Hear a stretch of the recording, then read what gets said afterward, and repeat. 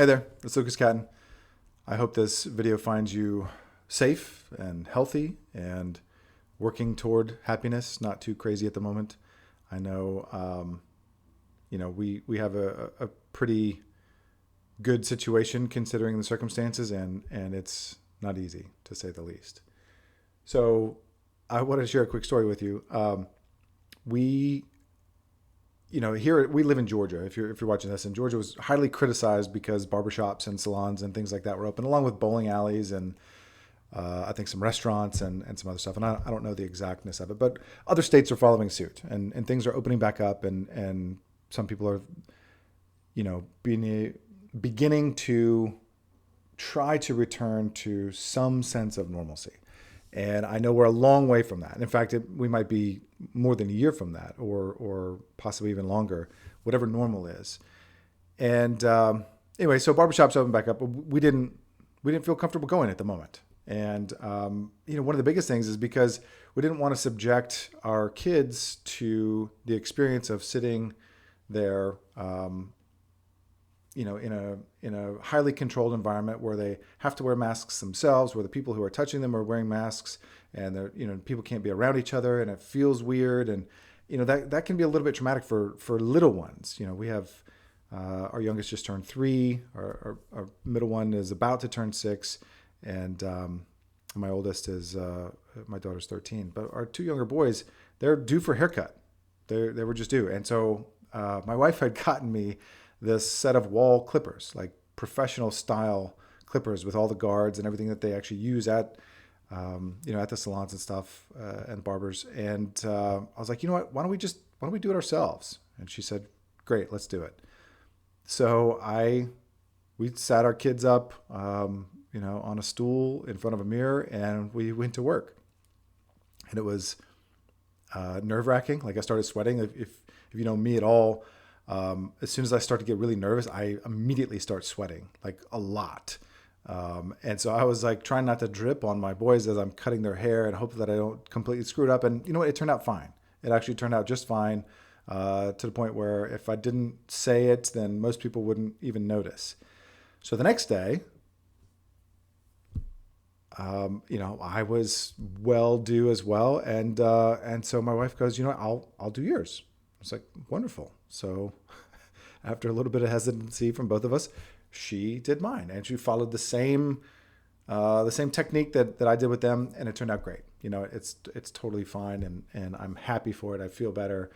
And where I'm going with this is the strangeness of what I call getting COVID cuts, leads to something more. And a month ago, I didn't realize it had been already a full month, but a month ago, I wrote an article on a little blog on my site, titled, "How Will You Re-Emerge?" And that continues to churn within me. How will we re-emerge? How are we going to emerge from this crisis, this pandemic, this situation, the lockdown, the quarantine, whatever you want to call it? And I know that there's a lot of people that have various differing opinions, and they're following different sources, and they're attacking each other. And I've even been ridiculed for sharing some voices and opinions as far as my, the way I look at it. And I'm fairly middle of the road. I've gone, up and down and back and forth in terms of the sources of information that I continue to evaluate, and where's that coming from and what's behind that. And all that aside, it doesn't actually matter. The point of this is there is going to be an end in sight. Many of us have been affected in some ways that are so far unimaginable. A lot of us have been severely impacted financially. A lot of us have been severely impacted just with the disruption of schedule, of course, and having kids at home and trying to work, and those of us who can work, and then those who have essential jobs and they had to go off to work, and how do they care for the kids plus go off to work? Like, all this thing is really messed up. There's over 30 million people that are without jobs right now. Like, all this is really, really crazy, and we're trying to figure out where it's going to go. But in the middle, there's a silver lining, that we have a chance to really take a look within ourselves. If what we thought of life was so fragile before, Like if that entire system was shut down so easily, and people, tens of millions of people are without work, and all kids are home from school, and like hospitals are empty and laying off people, but yet there's people dying, and testing is so off base, and there's all these things going on, but we have this opportunity to go, okay, all that we thought was guaranteed before is not. And what are the things that we used to think mattered? What really matters now? And so this article, again, it was a month ago. I can't believe a whole month has passed already. But the article a month ago, I asked some questions in there and some things that I've been asking myself. And it was things like, what will you do for work? How will you spend your free time? How will you spend your money now? What do you value more now? What do you value less? Who will you spend more time with? Will you take care of yourself differently? Will you treat others differently? And how will you give back? Or how will you serve others? How much more, will you have more compassion because other people are suffering just as much as you are? Like all these different things. And, it's interesting though, because some people have gotten very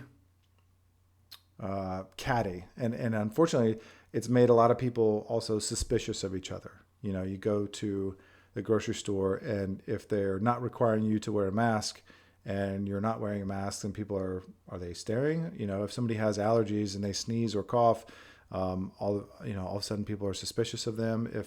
If people really are genuinely wanting to protect themselves and are very frightened of this and are decked out head to toe in protective gear, give them that space to do so. And so all these things that are going around all the time, all of this can come back to, how are things going to be different going forward? And so if there is a lot of chaos in your life, as there is for most of us, if there's a lot of uncertainty still, if there's a lot of fear left over, if there's anger, frustration, all these different emotions that are stirring, get quiet for a moment and listen beneath that. And ask some of these questions of yourself. And find out how you want to re-emerge from this situation.